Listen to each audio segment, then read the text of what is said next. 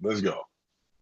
Here we go. All right, guys. Hey, we're back. I hope everything kind of joins together, which I think it will. But James had some technical issues on his side, but we're happy to have him back on. So thank you, James, for trying everything you could to get back on. I appreciate it.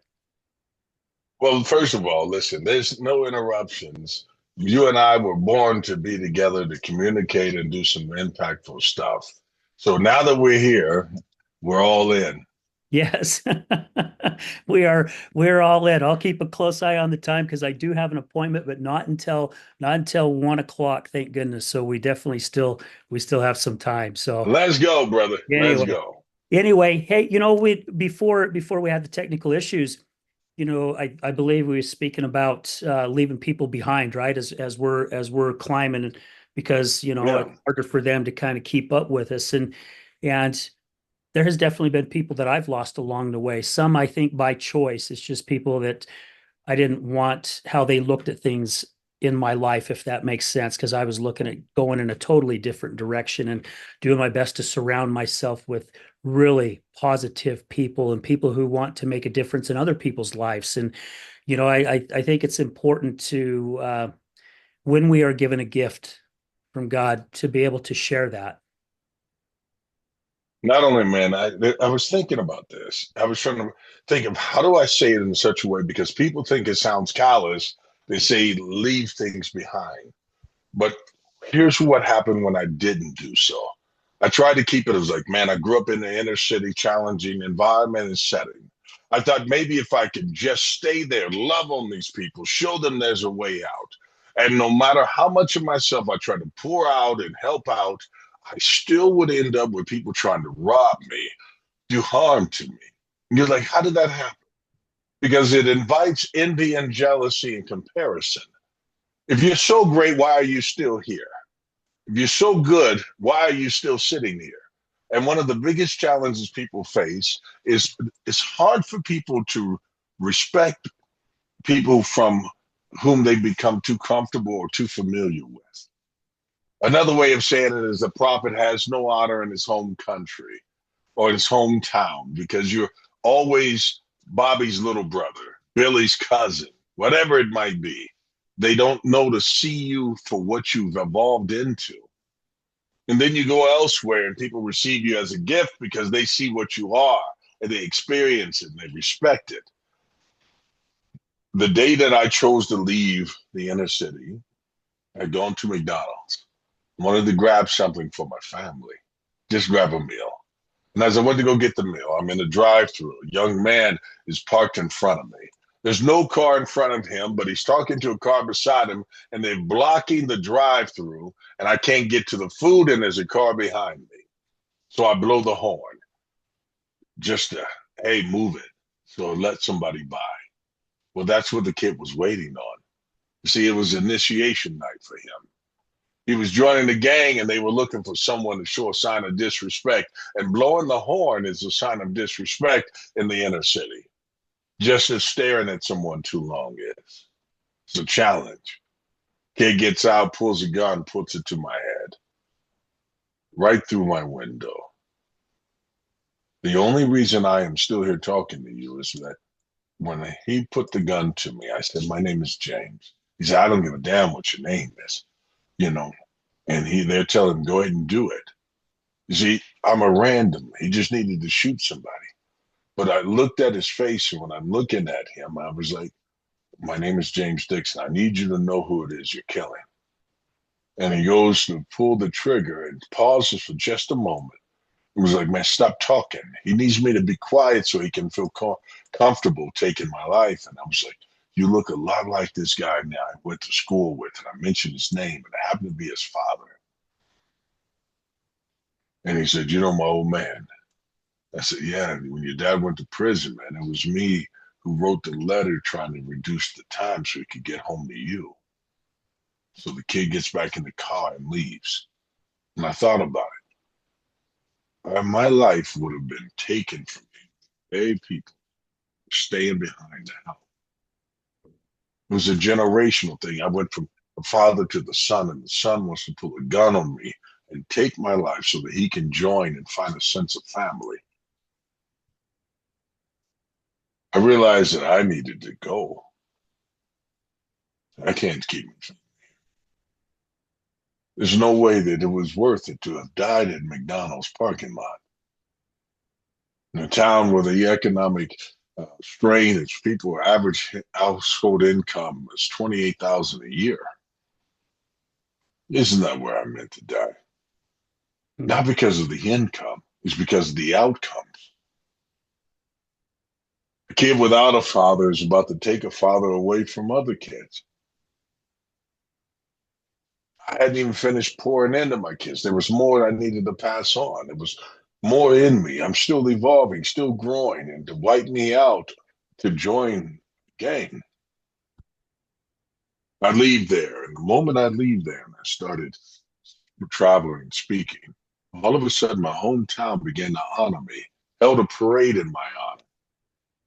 All these different things that have happened in my life. And I'm like, how did this happen?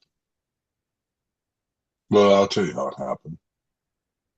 Is because I realized that I needed to leave in order to give them a pathway out. And for those who continue to follow me, your digital footprint is like foot breadcrumbs for them to see. If he can make it, I can make it. If he can lose a leg and overcome that, if he can lose to have a lack of a dad in his life and then become a dad, if he can have hard times with his family, friends, and all that stuff and still make time for me, if his brother can be murdered in the streets and still he not be bitter in life and then get up and go, if he can lose absolutely everything and still find himself worthy of being something, so can I. It's not sheer will, man. I am made because I've been broken in enough areas that the pieces put back together just made me more valuable because now I didn't have to have the aura of perfection. That's why addictions, it's real. You can be addicted to praise of people, validation from people. You can seek it. It is the number one thing, one of the biggest addictions that people never talk about is the digital addiction. You realize the need for people to be approved of through social media? You become a slave to try to make sure you make the same content. I didn't get likes on that. Let me try this way. I'm going to try this. I'm going to try to be this person, try to be that person. And if people enough like me, if they share it, and maybe I can become something, that's not the way you make it. You will burn out trying to chase trends, putting on fake personas, personalities, funny guy, do pranks, jokes, whatever it takes, trying to get people's attention. But if you can find your authentic self and just be you, it's lonely because there's not people pleasing. But then what happens is that you'll find you're not alone, you've been isolated so that you don't get contaminated by others. And then there will be other people who will come towards you and begin to follow your path because it was real and it was authentic. Now, your message isn't about addiction of alcohol. It's addiction in life. Mhm. Anything that takes you from your purpose is an addiction, and Amen. it can rob you of it. How old are you now, Brett? 62. Man, that's just a puppy. Yeah. When we were growing up, man, remember how we used to think that stuff was old? You know, like, man, I remember thinking 30, my God, that person's old. Yeah. You know? Yeah. Then 40, then someone's turning 50. My God, they're ancient, you Yeah. know? And now you're like, no, it is not because the change is like 60 to new. It's not that. It is the fact that you realize there is so much more to live in life, so much more to do. There's so much, and you understand the value of time. Yes. I amen with that. The my whole outlook on life and the way I see it now is just it's done a 360, right? I mean, it's completely flip and changed. And I'm so grateful for where I'm at. I'm grateful from losing a job. And I even had someone tell me, how the hell can you say losing your leg, you've been blessed? And Oh, it's like, that is so blessing. many That's a freaking gift. blessings. Blessings have Yeah. come. So, I mean, they're still pouring in, right? They're still pouring Yeah. in. And I'm Not grateful. to mention 50% off pedicures. Oh, heck yeah. I haven't tried it Yeah. yet, but I'm pretty sure I could get one though. Yeah, you can. As soon as I'm telling you, you go in, they give Yeah. you half off. You can't beat that. No, heck It's a good no. deal. But Yeah. wait a minute. I want to correct one thing from your vernacular, Okay. if you don't mind. No, please do. Your life did not do a 360. Okay. 360 is to come right back where you started. It's a One- 180. 180. Thank you very much. Yeah, Yes, 180. yeah, it's exactly what it means to repent or to turn away from Yes. something. Is to go the opposite direction. And now this is good. I am thankful that somebody else joined me in the limb loss world. I'm talking about you. Man, this is a good thing. Whatever version of guy you were, the 24-year employee, man, that wasn't enough to change the world. No one was going to be moved by your 24 years, Hmm. but five toes. The loss of those five gave you footing in life, and it made you inspirational to people. There are people who would have told you, and I guarantee it, we've never talked about this, but I guarantee you people have said, I couldn't have gone through what you do. I don't know how you've done what you do. I couldn't have gone past this. And April happened when you lost your wife. There are people like, I don't know if I could have gone through that. But man, there's never been more given to you that there's never been the mountain of weights thrown upon you that God didn't think you had the ability to lift it and carry it, unlike anybody else. So, yes, you've got loss. Yes, you've got pains. But those are also the very reason why you're leaving prints on earth that will last beyond our lifetime.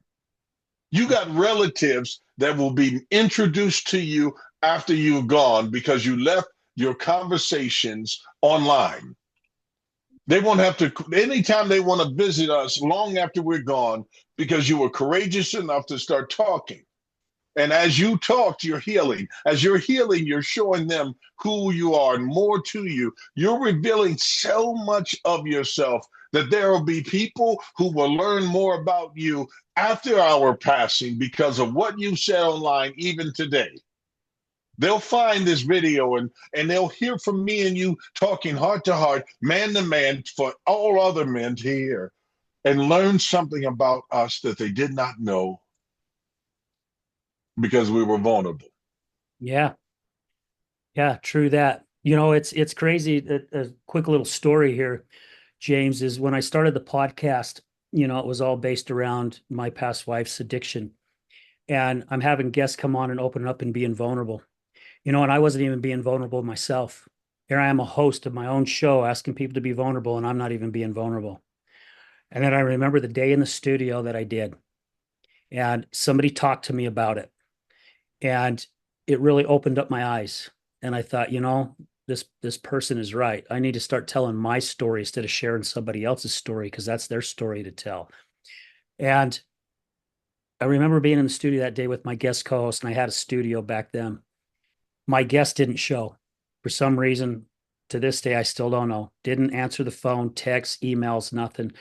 So my co-host goes, I guess we're not going to do a show today, huh? And I says, no, we're going to do a show.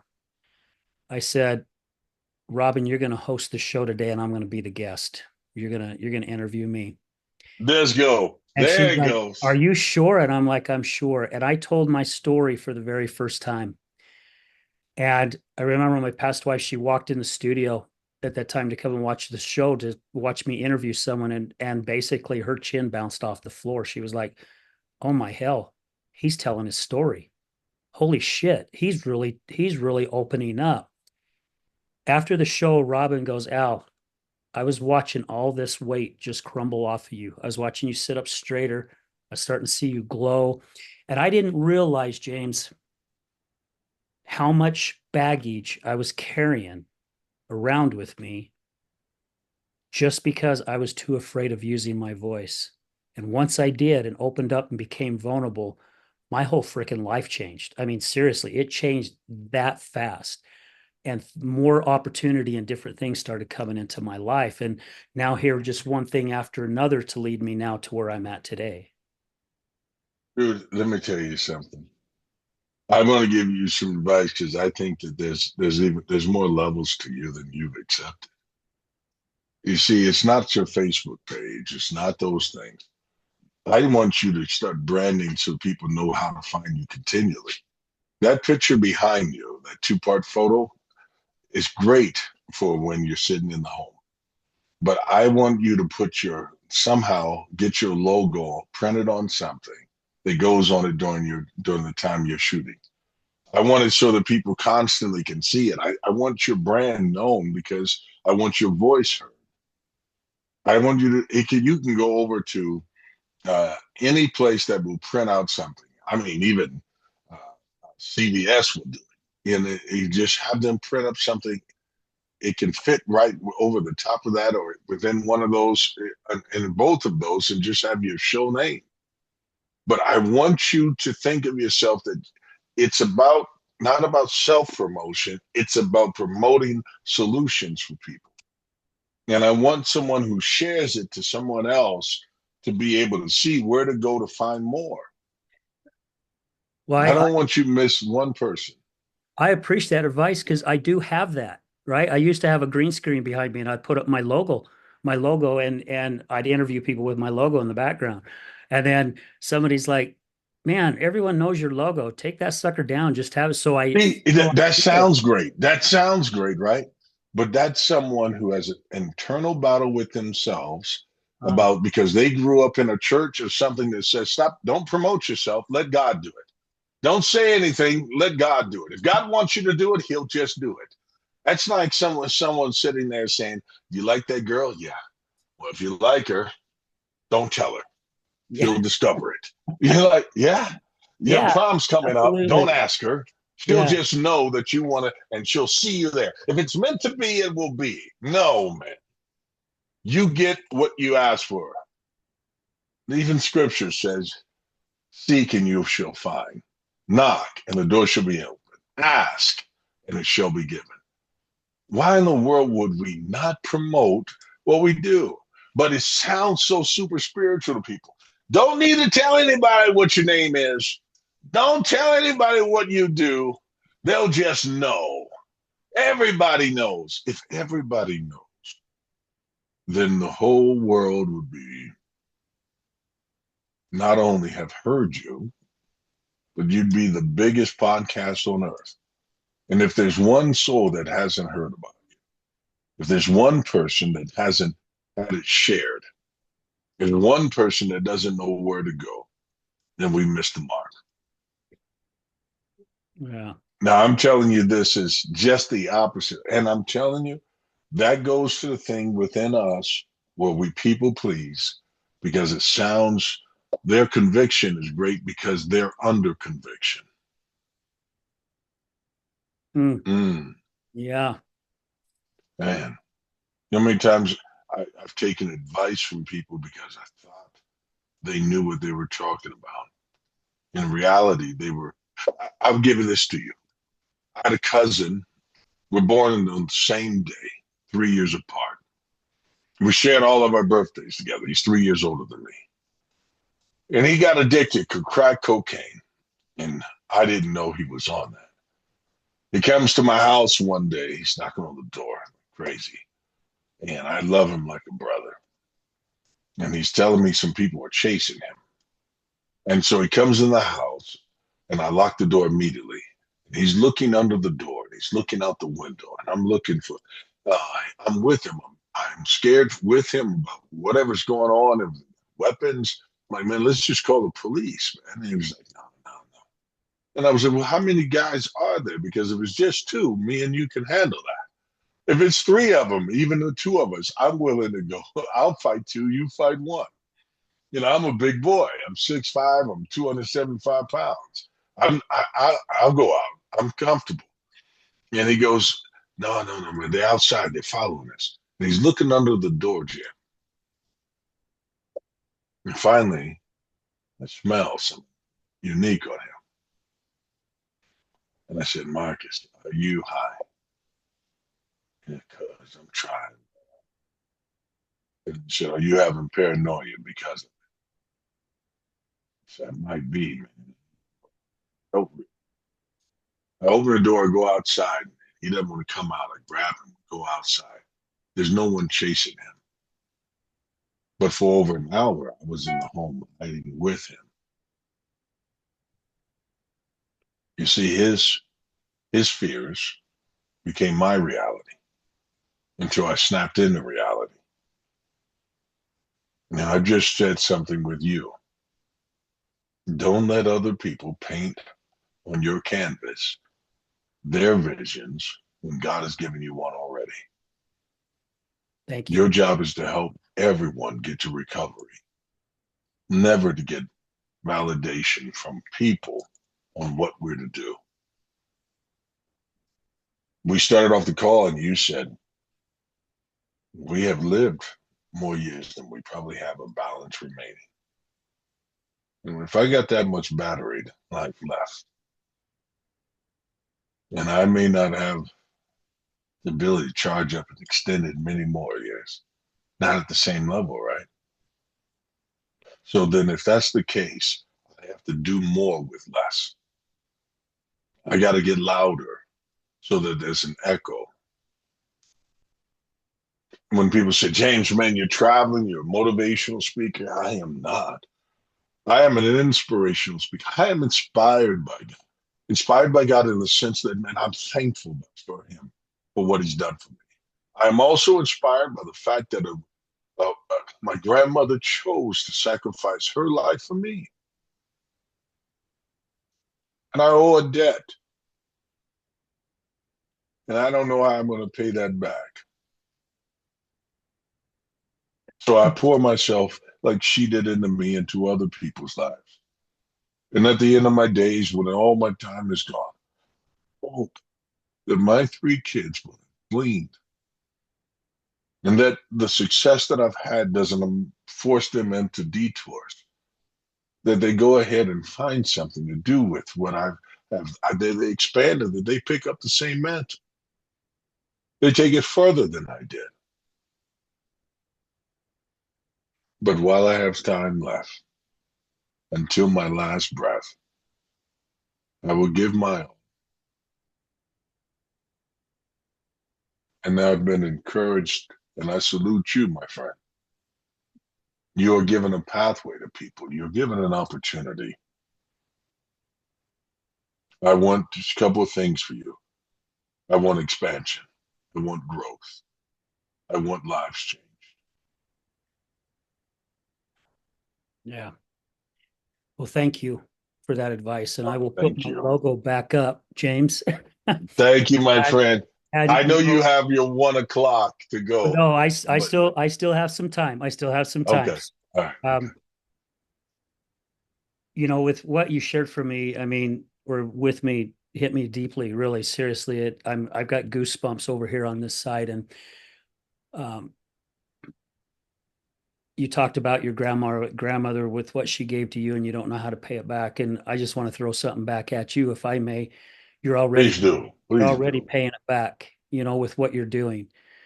You're you're doing it, and with the advice and what you suggested, I mean, it fills my eyes with tears, because that's the path that I know I'm supposed to go, right?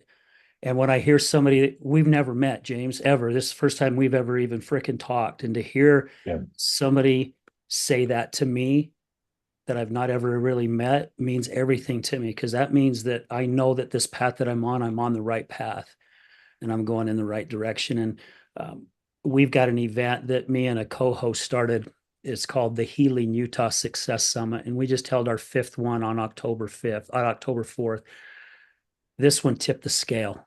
I mean, seriously, it did. It really tipped the scale. And here in the Salt Lake Valley, there's like a dividing in the recovery community. It's like you're no longer in recovery, or you can't say you're clean or sober unless you do it this way. If you're doing it this way, you're not legit, right? I read a letter at the beginning of our event, and it went over extremely well. And with how this event turned out, all the standing ovations that we got, which just blew my freaking mind. Wow. We knew right after that event that was our time to really blow this thing up. And with what you just said, I mean, that's what I'm picturing. I'm like, holy cow, he is saying exactly what we're visioning, right? It's like, here is the time now to take this to a whole different level because Yes, brother. we changed so many lives that day. 150 plus people was at this event, and people coming up to us going, my gosh, this was your best one yet. And the messages were phenomenal and the speakers were amazing. And they were just going on and on and on. And I mean, all of us on the team, when we got together, were like, where does everybody feel that this is event that where we're at? And they're like, man, we gotta, it's time, right? It's time we take it to a different level. And so thank you for sharing that with me, because that's exactly where we want to go now. We want to fricking jump on that train, and we are getting some outside noise coming in, and we're okay. It's like I told the team, we'll stay on our side of the street. We don't need to worry about their side of the street. That's it. Yeah. We'll stay on our side of the street, and we're going to go in the direction we're going to go, because believe me, people are going to jump on our freaking train, and we're going to They take will, man. level, They right? will. Listen, what I love about that is like I want to tell you this story. I wanted to play basketball because I wanted to prove that I was as good as any able-bodied person. It was really important to me. I wanted to play. I wanted to be validated because my mom said I'd never be able to do these things. And since I wasn't walking on my own until 11, to try out for a team at 12 was ambitious. By the time I'm 13, I'm still getting cut from the teams because I don't have experience, but I have this power and passion. The power is the fact that I don't quit. You know, the passion is that I have to prove them wrong. I didn't get on, I never got onto the high school team. I tried out every year and got cut every year. I got a scholarship and got to walk across my high school graduation, the platform, across the stage.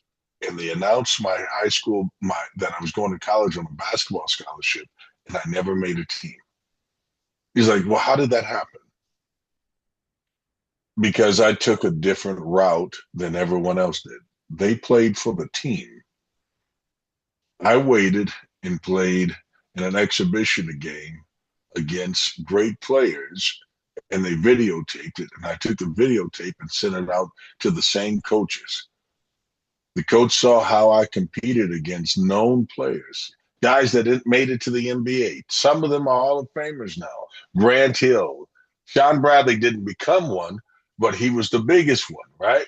And to have played against those guys at one time, that's all I needed. I just needed one time. But the difference about my one time was this. My grandmother came to watch me play for the first time because I was going to get into a game, an exhibition game, because my best friend's dad was the coach and he was going to give me a few minutes. With a big camera on his shoulder, my grandmother records me. And I started saying behind the coach, put me in the game because my grandmother came in. And he's ignoring me. I'm like, coach, put me in the game. And he's like, man, these are McDonald's All-Americans out here. Jason Kidd, Grant Hill, Sean Bradley, Damon Bailey. These are known kids.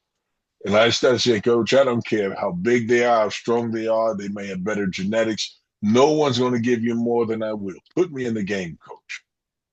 And the more I began to say it, he finally got frustrated and said, go ahead, get in. But he was just doing it for a few minutes to get me out of the way.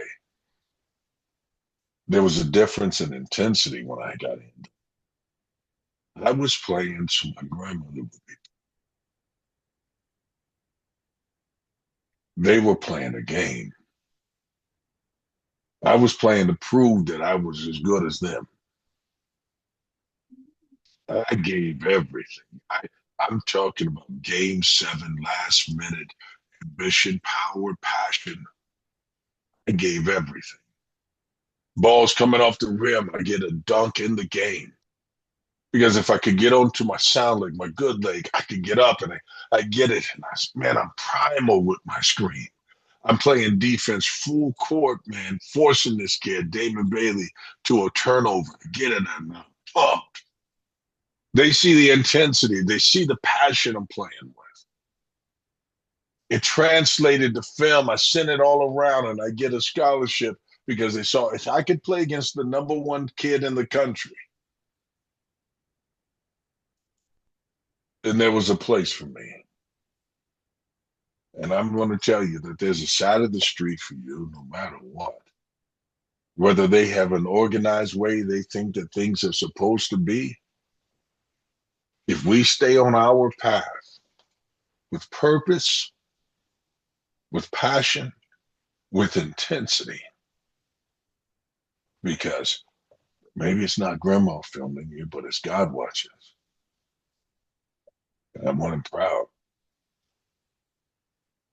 At the end of that game, a couple of things happened. My grandmother smiled with pride. I had a memory. And then the message that I gave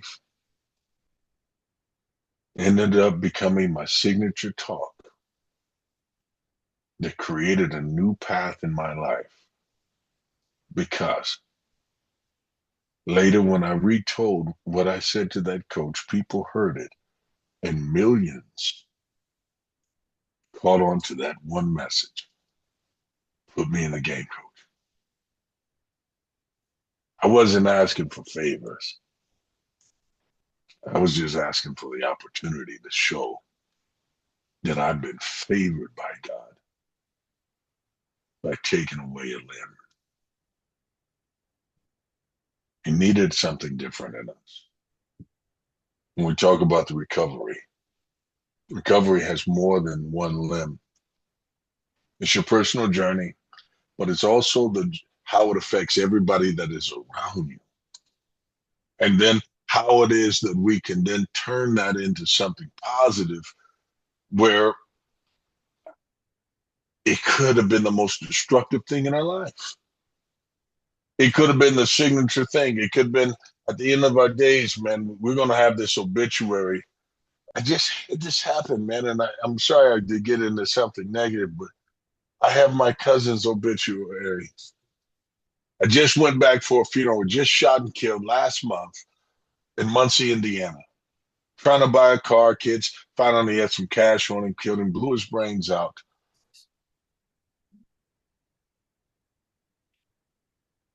They robbed him of his life. He's 27. I don't have many males left in my family now. Violence that took my brother now took my cousins. My family is sparse on males now. We've almost been erased from the face of the earth, my bloodline, because of drugs. People addicted to violence, sense of jealousy, envy, thinking that if I don't take it from you, I'll never have it. And so I have to adopt people into this family with what I do and what I have to say. Because my bloodline has to now extend to something beyond those who are born like me and people who are born again to be with me. And this is what we do. We help change lives. Mental health, spiritual health, it all comes together, man, because we have to have something that's bigger than us to believe in, because us by ourselves is not enough. You will feel alone. You'll feel like you got to take your life rather than spend your life extending it into others. And so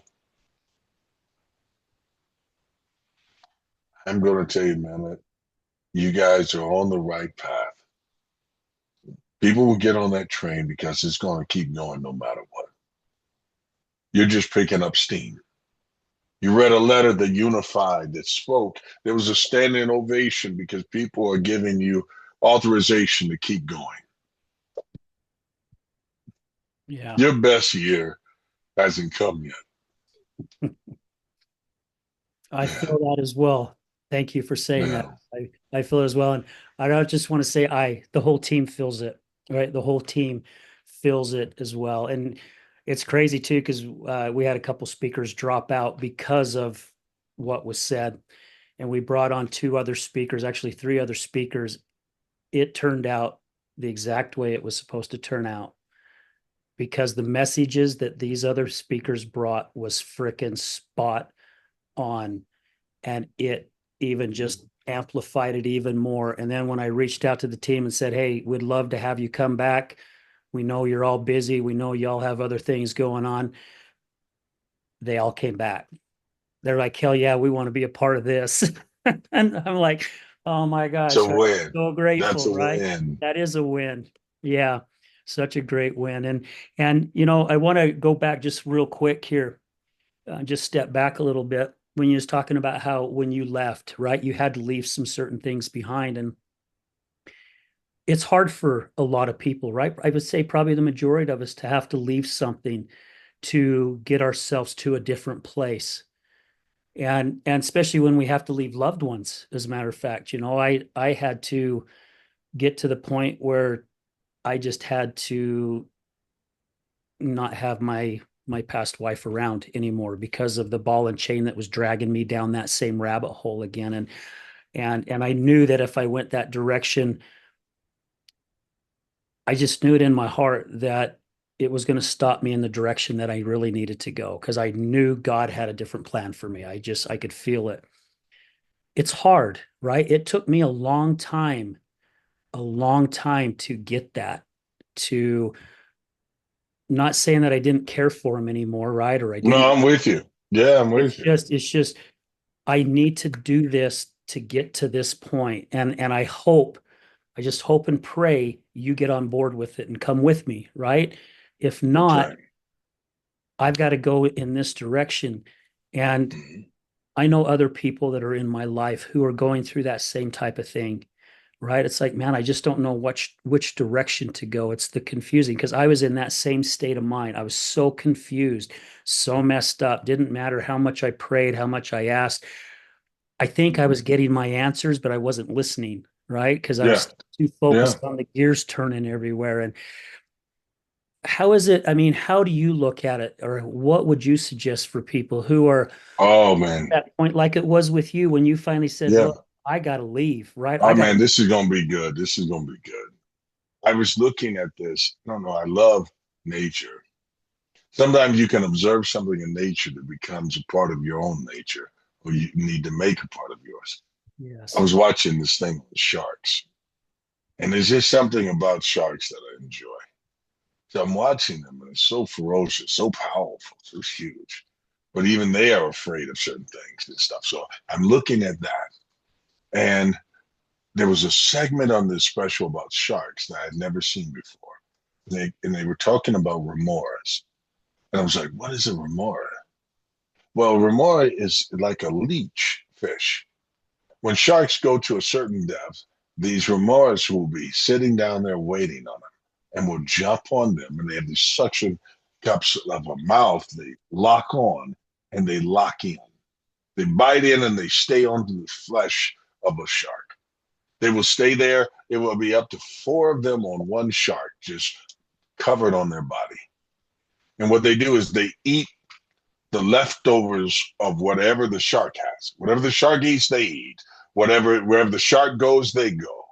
They benefit off the shark, but the shark doesn't benefit from them. And there's no benefit whatsoever. There's not protection, there's not help. It's just a drag on what they are, having these remoras on their body. I thought about it. It wasn't the shark that I'm thinking about now. It was how many of us who are built to be ferocious in life and something powerful, forward motion, constantly going, constantly doing something great. We go down trying to rescue people we think want what we want, and they remora. They connect and they suck out energy, strength, and potential. They'll stick with you as long as they can get something from you. But if the shark dies, they'll simply let go and jump onto another. When you're not benefiting from it, you have to learn that you need to cut them free so that you remain free. There's a school of people, there's always another level. You become the average of those you hang around. Find your tribe, connect with people who are like minded, who want to do something. That's why when volunteers come together to build a team to help other people with recovery, addiction, impact in life, we have a sense of purpose. It doesn't drain us, it gives us energy. And even though we put in all these long hours, putting it all together, it becomes rewarding instead of draining. Why? Because no one is a remorse. No one is just sucking energy out of us. That's what it means to elevate and keep moving forward without allowing others to pull out of us. Something we can't replace, and they give you no value in return. Wow. Well said and well stated with that story. That puts everything right together. Holy Thank cow. you, my friend. Yeah, I love that. Man, I wished we would have had I wish we had more time really because these off the cuff conversations are the conversations I freaking just get off on so much because it goes off in so many different directions, but they're all so meaningful. I mean, it hits life, right? It really brings everything together. Um, I'm in some training right now with a program called Fly, and Fly stands for Fulfill Life Yourself, and it talks about um, is it signification and talks about growth and different things like that. And it's crazy now that I'm getting inside my own head and listening to the stories that my head's telling me, and then taking that story and go, okay, wait a minute, I got to evaluate this a little bit. Where is this coming from? And there's been a few that I've realized it's come all the way from back from being a child, going, okay, my gosh, this is why I'm looking at it this way, and then retraining that brain, right, to tell it a different story and rewrite a different story. And I think with our conversation today, so many times a new story has been put into it, right? We've taken what was given to us at the time in our life, and we've decided, the next time we turn to go to a different chapter, that chapter's blank. And now we can actually write what that new story is going to be, because everything that happens to us, at least how I feel, that those are our stepping stones to get us to where we need to be if we choose to go that. We still have that choice, right? We can still choose to stay here or we can choose to go here. Which choice is it, That's right. right? Which direction do we head to? And it's just been an amazing journey for me so far, and just I've taken training before, but not tapped into my head as much as I've tapped into, recently, and just getting to understand these stories and knowing the direction that God's put me on, and where I'm heading, and having the opportunity to meet people like yourself. I mean, I would have not ever had this opportunity, James, to meet you if I wouldn't have started this Wow. podcast almost 5 years That's ago, right. right? But yeah, but now look at us. And, you know, this may be our first conversation, but we're going to have many more. And there's so much more that we have yet to do. I hope that we schedule something, brother, where we connect and fellowship. And there's some invites that I'm going to extend to you where we can make more impact, touch more people, and really make a difference. Thank you for having me. Thank you for being authentic, being vulnerable, being real, and allowing me to do the same. And for everyone who's watched, thank you guys for watching. Do me a favor, share this video. Like, subscribe, follow my brother. He's doing great things, and he's humble enough that he doesn't ask you to do it, but I'm asking you for him. Share this. Let more people find about a road to recovery. He's not just going through Fly. He's flying to another level so that he can bring other people to it. Thank you, my friend, for bringing me on today. No, thank you. And yes, please, let's stay in contact, man. I mean, It's on, brother. there's this It's connection on. here. Like I feel like I've known you the majority of my life, and I love those type of connections because I feel what's feeling inside here is meant to be. So thank you so much. And guys, follow Elevate the Voices too. James is doing amazing things. I've watched some of his videos. The guy, you've heard him here on this show. The guy just has a way of touching you, man. I was so focused on everything that you was saying, and just Oh, thank you man. again for your time. I really appreciate you. Bless you, my brother. I'll talk to you guys soon. All right, guys. Bye. Hey, oh, I got to do my ending though. Let me do my ending. Okay, let's do it. If Let's you do it. would, please. Hey, I just want to say thank you again to Emergo Academy. Thank you guys for your sponsorship. I greatly appreciate and love you guys so much. I want to say thank you to all our guests, our past guests, our future guests. Thank you. And most of all, I want to say thank you to our listeners. Guys, this show wouldn't be going on for almost 5 years if it wasn't for you. So thank you so much. I'm going to end it with this as we do at the end of every show. Remember, addiction is giving up everything for one thing, and recovery is giving up one thing for everything. We're out.